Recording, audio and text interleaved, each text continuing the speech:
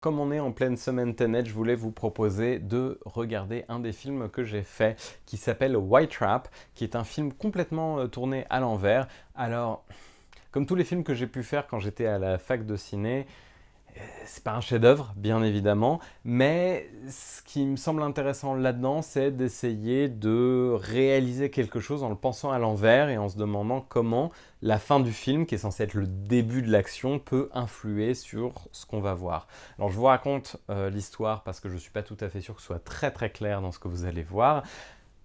Un jeune se fait tabasser, il est au sol au début du film, donc fin de l'action puisque tout se passe à l'envers. On se rend compte qu'il a appelé la police pour dénoncer un dealer. Et à la fin du film, qui est donc le début de l'action, on se rend compte que les choses n'étaient pas aussi claires qu'elles pouvaient l'être. C'est un film qui a été tourné quasiment en un plan séquence, en 16 mm, dans des conditions de lumière qui n'étaient pas idéales, mais au final qui étaient intéressantes. Et moi, ce qui m'a intéressé le plus dans la lumière de ce film, c'est qu'à un moment donné, le personnage se retrouve dans un espèce de placard et il y a une ampoule, et cette ampoule est la seule source de lumière, et ça marche très bien.